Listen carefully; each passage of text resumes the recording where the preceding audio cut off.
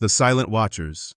Dr. Marcus Webb pressed his palm against the cold observation window of Titan Research Station, watching Saturn's rings drift silently through the void. After 15 years monitoring deep space signals, he had grown accustomed to the endless quiet of the universe. Tonight felt different.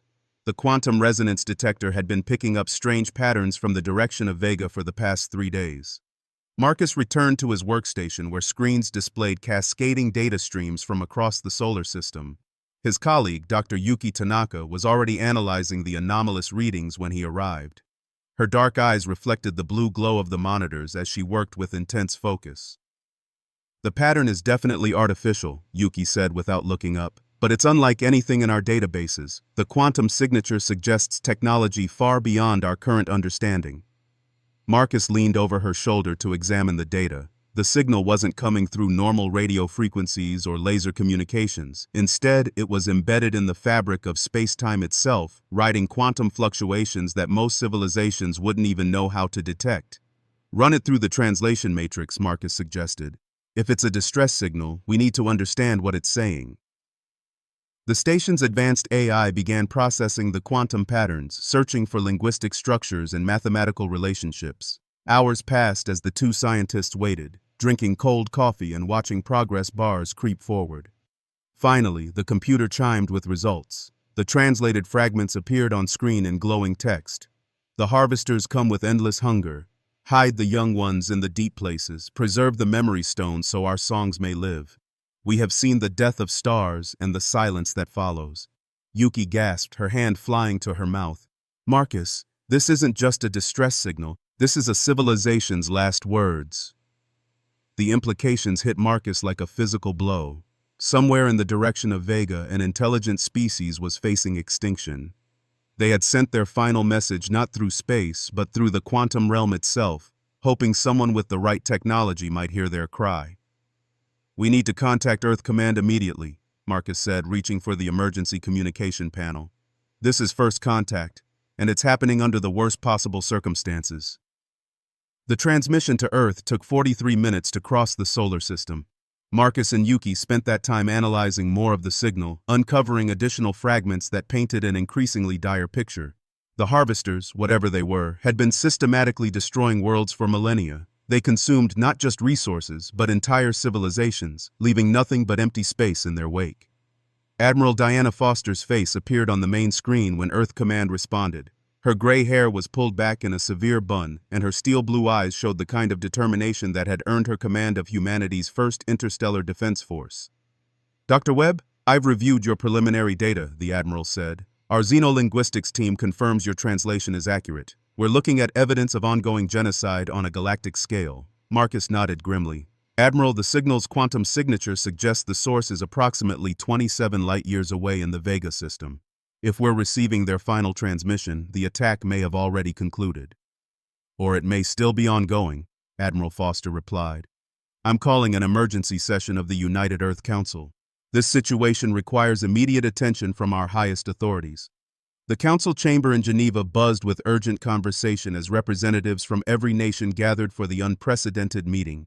President Elena Rodriguez of the American Federation took her place at the podium, her expression grave as she addressed the assembly. "Fellow representatives," President Rodriguez began, "we face a decision that will define humanity's role in the galaxy. We have received confirmation that intelligent alien life exists, and that a hostile force is systematically destroying civilizations across space." The chamber erupted in dozens of languages as representatives voiced their concerns, fears, and questions. Some argued for caution, pointing out that humanity was still young among the stars and poorly equipped to face such advanced threats. Others insisted that moral obligations transcended practical considerations. Chancellor Klaus Weber of the European Alliance stood to address the assembly. "We cannot simply ignore the suffering of others because it might be dangerous to help. If we turn away from this crisis, what kind of species does that make us?" Prime Minister Rajesh Patel of the Indian Consortium disagreed. "We have a responsibility to our own people first. Exposing Earth to this threat could doom our entire civilization." The debate raged for hours as Earth's leaders grappled with the decision. Meanwhile, more quantum transmissions arrived from the Vega system, each one weaker than the last. The dying civilization was running out of time and power to broadcast their final messages. Captain Rosa Martinez sat in the observer gallery, listening to the heated discussions below. She commanded the UES Defiant, humanity's most advanced exploration vessel, equipped with experimental faster-than-light capabilities. If Earth decided to investigate, she knew her ship would likely lead the mission. Rosa had spent her career pushing the boundaries of human exploration. She had been the first human to set foot on worlds beyond the solar system, and she had seen wonders that most people could only imagine. The thought of an entire species crying out for help while humanity debated safety protocols made her stomach turn. When President Rodriguez called for the final vote, Rosa held her breath. One by one, the representatives cast their ballots on the chamber's electronic system. The tally appeared on the main screen: 847 votes in favor of investigation, 231 against, with 45 abstentions.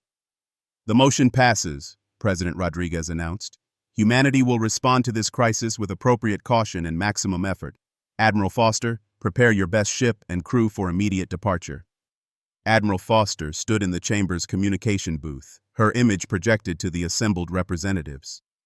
The UES Defiant under Captain Martinez will depart within 72 hours. Our mission will be reconnaissance and potential rescue, with strict orders to avoid engagement unless absolutely necessary.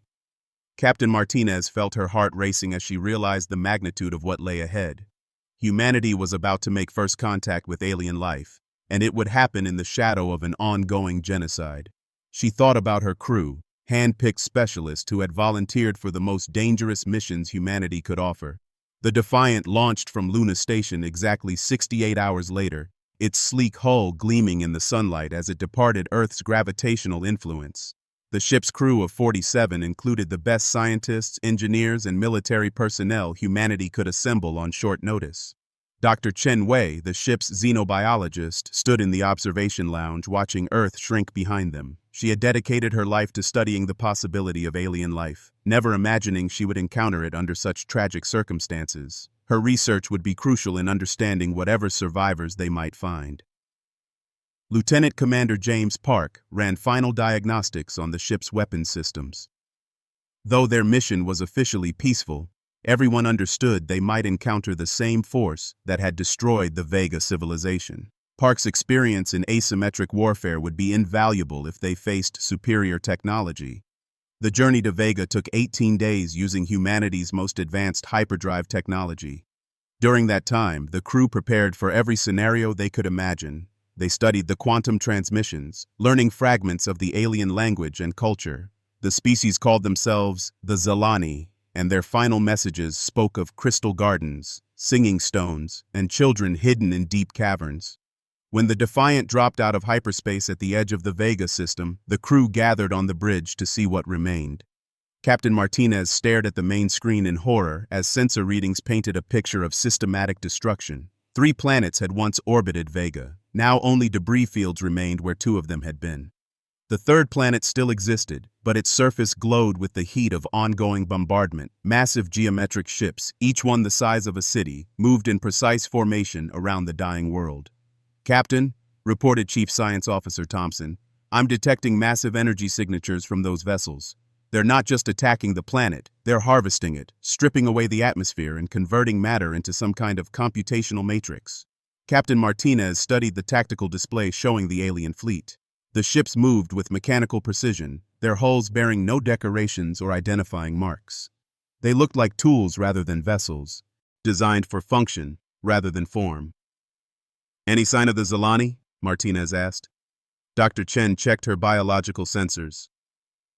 "I'm picking up faint life signs from underground locations on the planet's northern continent. The bombardment seems to be concentrated on the surface, but there are definitely survivors in deep cave systems." "How many ships in that fleet?" Martinez asked her tactical officer. "Approximately 200 vessels, Captain. Each one appears to be heavily armed and shielded. Our weapons would barely scratch their hulls." Captain Martinez felt the weight of decision pressing down on her. Her orders were clear: investigate and report back to Earth. Engaging a superior force would be suicide for her crew and potentially doom Earth to the same fate. But somewhere on that burning planet, the last members of an ancient civilization were hiding in caves, waiting for death to find them. Communications, Martinez ordered. Transmit a message on the Zilani frequencies we learned from the quantum signals. Tell them that Earth has heard their call and that we're here to help. The response came quickly, transmitted from deep underground through the same quantum manipulation that had carried their distress signal across interstellar space. The voice was weak but filled with desperate hope.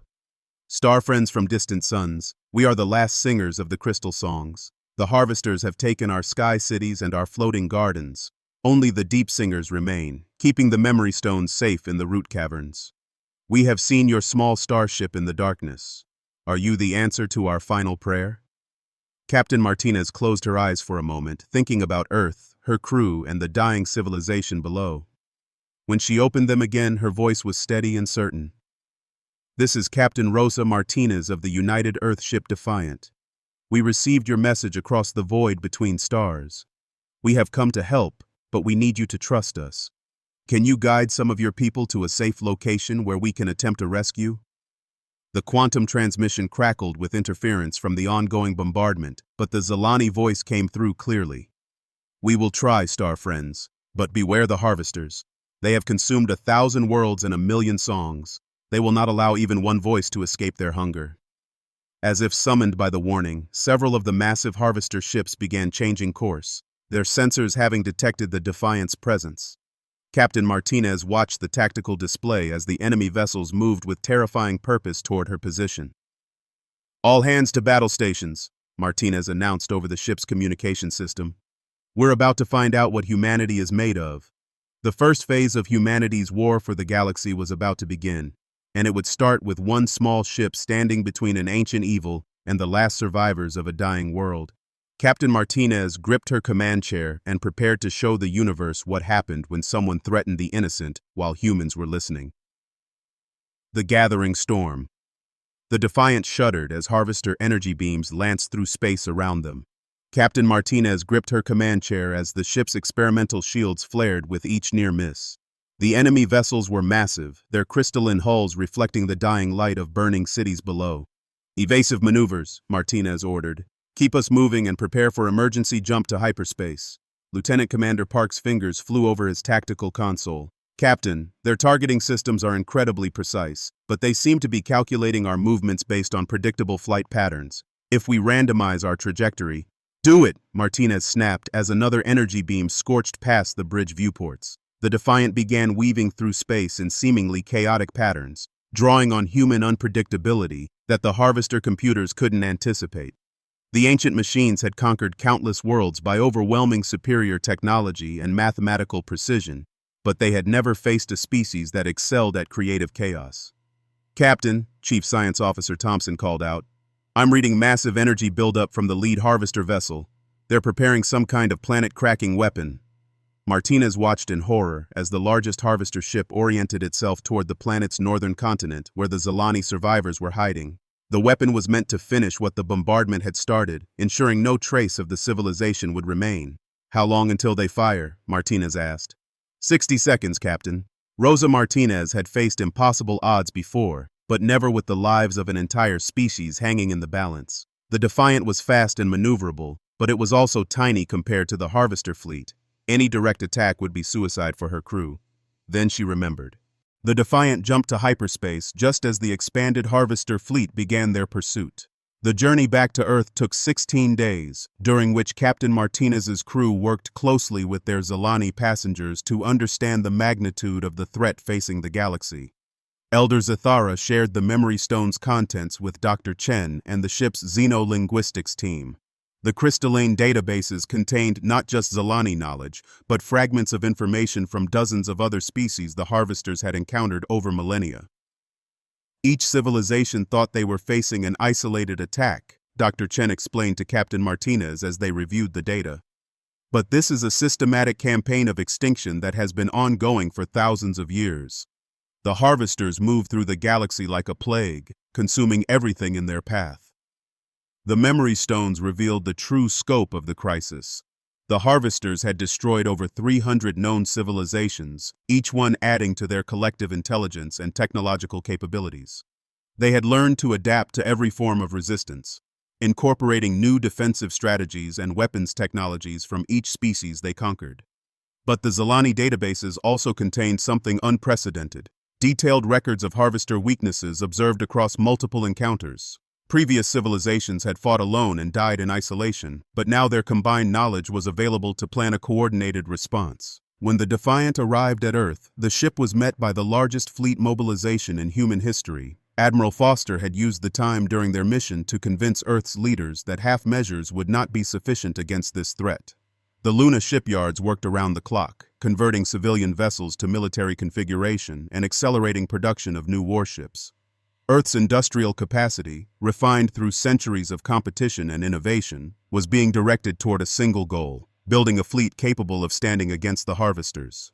Dr. Sarah Chen, Earth's leading expert in adaptive technologies, met with the Zilani survivors at Luna Station. Her initial conversations with Elder Zithara revolutionized human understanding of quantum mechanics and opened possibilities that had never been considered. The Zilani quantum manipulation abilities could be replicated using Earth technology, Dr. Chen reported to Admiral Foster. Their memory stones show us how to create adaptive shields that change their quantum signature randomly, making them nearly impossible to target with conventional weapons. The revelation sparked a new wave of technological development as human engineers worked with Zilani scientists to create hybrid technologies. Earth's manufacturing capabilities combined with alien quantum manipulation techniques produced innovations that neither species could have achieved alone. More refugee ships began arriving at Earth as word spread through clandestine networks that humanity was offering sanctuary. The HFY, survivors of a species that had mastered biological engineering, brought knowledge of adaptive armor that could repair itself during combat. The Morvani contributed gravitational manipulation techniques that could enhance human ship maneuverability. Each refugee species added their knowledge to the growing alliance, but they also brought warnings about harvester capabilities. The ancient machines had defeated civilizations with technologies far beyond current human understanding. Victory would require more than superior equipment. It would require tactical innovation that the harvesters couldn't predict or counter. Admiral Jackson Hayes took command of the combined Earth Defense Fleet, a collection of over 800 ships representing humanity's greatest military achievement. Hayes was a veteran of the Mars colonial wars, known for developing unconventional tactics that turned apparent disadvantages into strategic opportunities. Ladies and gentlemen, Admiral Hayes addressed the fleet commanders in a historic briefing. We're not just fighting for Earth, we're fighting for the principle that civilizations have the right to exist without fear of extinction. The harvesters have grown comfortable with easy victories against isolated opponents. They're about to learn what happens when someone fights back with the combined knowledge of everyone they've wronged. The fleet incorporated lessons learned from every species the harvesters had destroyed. HFY biological adaptation allowed human crews to survive in hostile environments. Morvani gravitational technology enabled impossible maneuvers that defied conventional physics. Zilani quantum manipulation made human weapons unpredictable and human defenses nearly impenetrable. Captain Martinez found herself commanding a squadron of fast attack vessels equipped with the latest hybrid technologies. Her experience at Vega made her an expert in harvester tactics, and her innovative thinking during the rescue operation had impressed Admiral Hayes. "Rosa," Hayes said during a private meeting, "your crew proved that humans can outthink the harvesters when it matters most. I'm giving you command of the Advanced Reconnaissance Force. You'll be our eyes and ears when we reach harvester space." The combined fleet departed Earth on a cold morning in October. Over 800 ships representing the best of human engineering and alien innovation moved in perfect formation toward their destination. They carried the hopes of multiple species and the determination to end a campaign of genocide that had lasted millennia. Dr. Chen watched from the command ship's observation deck as Earth fell behind them. In her laboratory, she continued refining the adaptive shield technology that might give the fleet its only chance of survival. The Zilani memory stones hummed with quantum energy, their ancient songs providing the mathematical foundations for humanity's most advanced weapons. Elder Zithara stood beside Dr. Chen, her damaged crystal formations still gleaming with inner light. "Your species learns quickly, star friend Chen. But knowledge alone will not defeat the harvesters. Victory requires something they cannot understand or replicate." "What's that?" Dr. Chen asked. The elder's voice carried the wisdom of ages as she replied, "The willingness to sacrifice everything for others you have never met." The harvesters consume civilizations, but they have never understood what creates them. They know the songs, but they do not know why we sing. As the human fleet traveled through hyperspace toward its destiny, Admiral Hayes reviewed the battle plans one final time. They were about to face an enemy that had never known defeat, using technologies that had never been tested in real combat. The odds were impossible, but humanity had always excelled at achieving the impossible when the stakes were high enough. The war for the galaxy was about to begin, and it would test everything humanity had learned about courage, innovation, and the power of standing together against the darkness. Fire and steel. The combined human fleet dropped out of hyperspace at the edge of the Kepler system, humanity's first glimpse of the Harvester core sending shockwaves through every ship. Before them lay a construct that defied comprehension, a sphere the size of a small moon, its surface covered in geometric patterns that hurt to look at directly. Admiral Hayes stood on the bridge of the flagship Indomitable, studying the tactical displays with growing unease. The core wasn't just a space station or weapons platform, it was a computational matrix of unimaginable complexity, processing the accumulated knowledge of 300 extinct civilizations. "My God," whispered Dr. Chen as sensor data streamed across her screens. "It's not just storing information, it's actively running simulations of every species it has ever encountered. The core is literally thinking with the minds of the civilizations it destroyed." Captain Martinez's reconnaissance squadron had moved ahead of the main fleet, their ship's new adaptive shields allowing them to approach undetected. Her sensors revealed the true horror of the Harvester operation. Thousands of ships arranged in perfect geometric formations, each one contributing processing power to the massive central intelligence. "Admiral," Martinez reported over encrypted channels, "I count over 3,000 Harvester vessels in defensive positions around the core. Their formation suggests they're sharing computational resources in real time. We're not facing individual ships. We're facing a single distributed mind with 3,000 bodies." The Harvester fleet began moving the moment the human ships appeared, their response immediate and coordinated. Energy signatures spiked across thousands of weapons platforms as the ancient machines prepared to add humanity to their collection of conquered species. Admiral Hayes had anticipated this moment during the long journey from Earth. The enemy's advantages were overwhelming: superior numbers, advanced technology, and the combined tactical knowledge of every civilization they had destroyed. But Hayes had learned something important from studying human military history. The greatest victories often came from embracing apparent weaknesses as hidden strengths. "All ships, implement Hayes Protocol 7, the Admiral commanded. "Randomize all movement patterns and communication frequencies. Make them work for every target lock." The human fleet exploded into apparent chaos, ships breaking formation and scattering in seemingly random directions. To outside observers, it looked like panic, but every captain knew their role in the larger strategy: force the Harvesters to treat each ship as an individual threat rather than allowing them to engage the fleet as a single target. Lieutenant Commander Torres led the first wave of fighter squadrons into the expanding battle zone. Her ships were tiny compared to the massive Harvester vessels, but they moved with the unpredictable creativity that had made humanity dangerous throughout their history. "Gold Squadron, execute pattern chaos," Torres commanded, leading her fighters in a wild spiral through the enemy formation. "Make them guess what we're going to do next." The Harvester weapons tracked the human fighters with mechanical precision, but their targeting systems had been calibrated for predictable flight patterns. When Torres suddenly reversed course and flew directly at a Harvester dreadnought instead of away from it, the ancient computer mind experienced something it hadn't felt in millennia: confusion.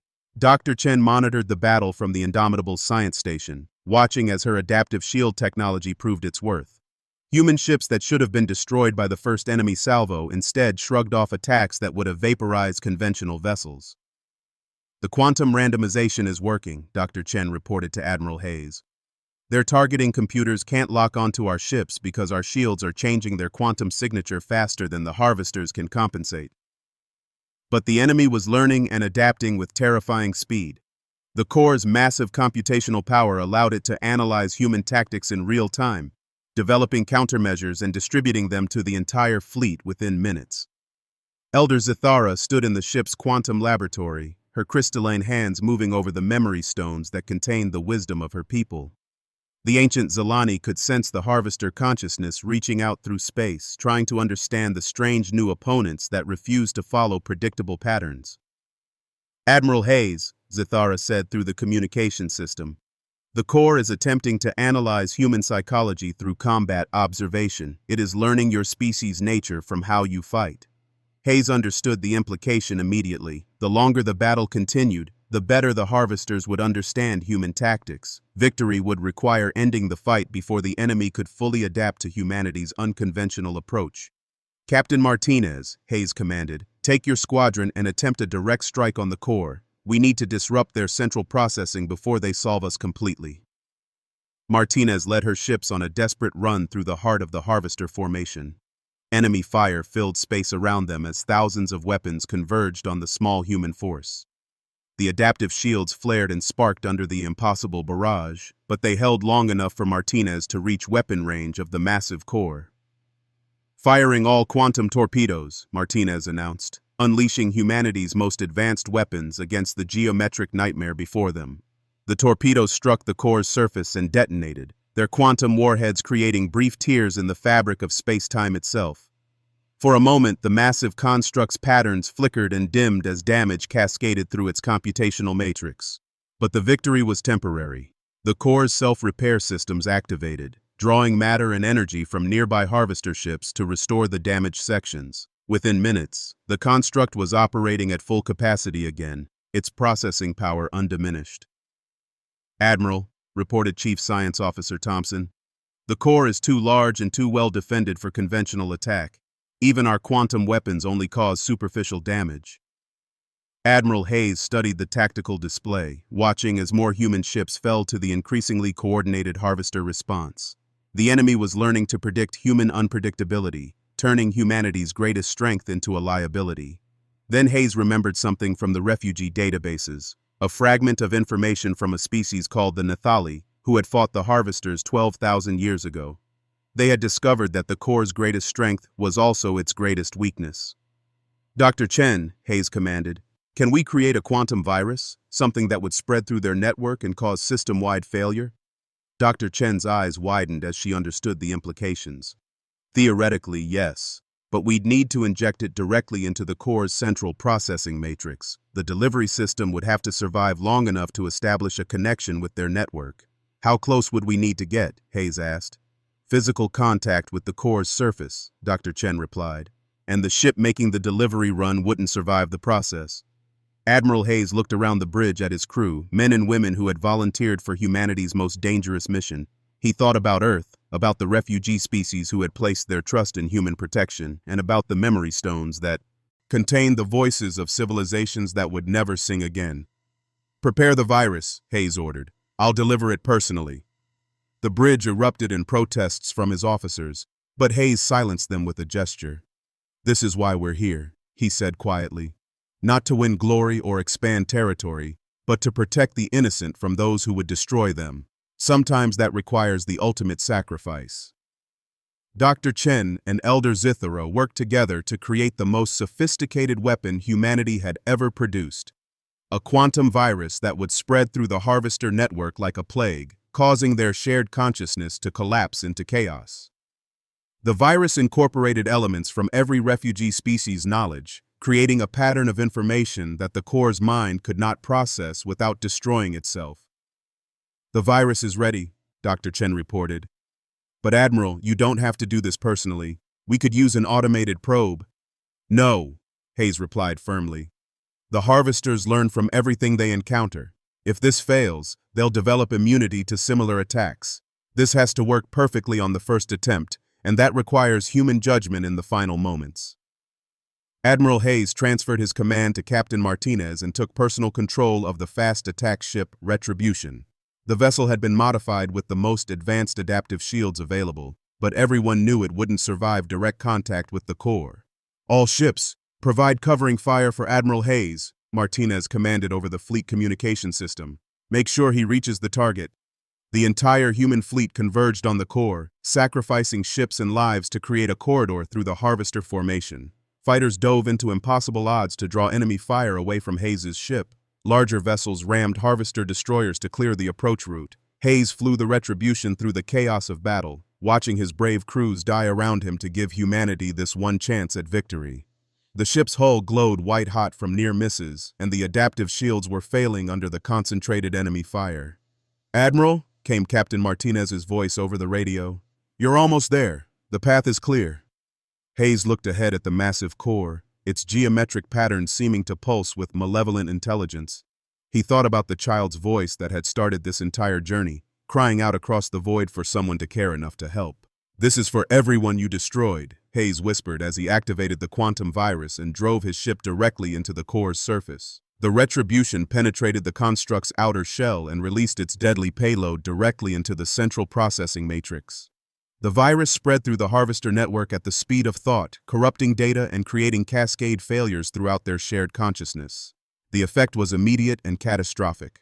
Harvester ships throughout the system began losing coordination, their movements becoming erratic as the virus destroyed their ability to share information. The massive core itself started to convulse, its patterns flickering and changing as it fought against the digital plague consuming its mind. "It's working," Dr. Chen shouted from the Indomitable's bridge.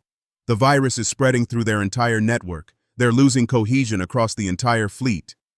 But the Harvesters had one final surprise. As their central consciousness began to collapse, they initiated a fail-safe protocol that would destroy everything in the system rather than allow their accumulated knowledge to fall into enemy hands. "Energy buildup detected from the core," Thompson reported. "They're going to detonate their entire computational matrix. The explosion will destroy every ship in the system." Captain Martinez looked at the tactical display showing thousands of Harvester ships beginning to converge on the core for a final destructive blast. She thought about Admiral Hayes' sacrifice and the countless species that had died hoping someone would remember their songs. "All ships emergency jump to hyperspace," Martinez commanded. "We need to get out of range before—" "Wait," interrupted Elder Zithara from the science station. "The memory stones are resonating with something. The core's destruction is releasing the preserved consciousness of every species it consumed." On screens throughout the human fleet, impossible images began to appear. The voices and memories of 300 extinct civilizations poured out of the dying core, their preserved cultures finally free after millennia of imprisonment. Songs in 1,000 languages filled the communication channels as the Harvester's victims said their final farewells to the universe. "They're not gone," Zithara whispered with wonder. "Their memories, their songs, their dreams. The Harvesters preserved everything, and now it's all being released." The core's final explosion lit up the entire system, but instead of destruction, it brought liberation. The blast wave carried the cultural heritage of countless worlds across space, seeding nearby systems with the knowledge and wisdom of civilizations that had thought themselves lost forever. When the light faded, the Harvester fleet was gone. Their ships, deprived of central coordination, had either fled into deep space or been destroyed by their own fail-safe systems. The ancient threat that had terrorized the galaxy for millennia was finally ended. Captain Martinez led the surviving human ships back to Earth, carrying news of victory and the rescued memories of 300 civilizations. The refugee species who had joined humanity's cause wept with joy as they heard the voices of their ancestors singing once more from quantum storage devices. The war had been won, but the real work was just beginning. Earth became the center of a new alliance dedicated to protecting younger civilizations from similar threats. The Guardian Alliance, as it came to be known, established monitoring stations throughout the galaxy and promised that no species would ever again face extinction while calling for help in the darkness. Dr. Chen led the effort to decode and preserve the cultural treasures released from the core. Entire civilizations worth of art, music, science, and philosophy were given new life in quantum archives. The galaxy had lost 300 species, but their voices would sing forever. Elder Zithara stood in the memorial garden on Luna Station, where crystalline formations from dozens of worlds grew in harmony. Each crystal contained the memory stones of a different species, their songs creating a symphony of remembrance that honored both the living and the dead. "Your species has given the galaxy a great gift," Zithara told Dr. Chen as they walked among the singing stones. "Not just victory over the Harvesters, but hope that someone will always answer when the innocent cry for help." Years later, when young humans asked about the war that had made their species guardians of the galaxy, they were told about Admiral Hayes' sacrifice, Captain Martinez's courage, and Dr. Chen's innovations. But most importantly, They learned about the quantum message that had started it all, a child's voice calling across the void, trusting that someone good would hear and care enough to answer. The echo of defiance had become the foundation of a new age, where no civilization would ever face the darkness alone. Humanity had heard the cries of the innocent and answered with fire and steel, but they had stayed to rebuild with hope and wisdom. In the end, that made all the difference.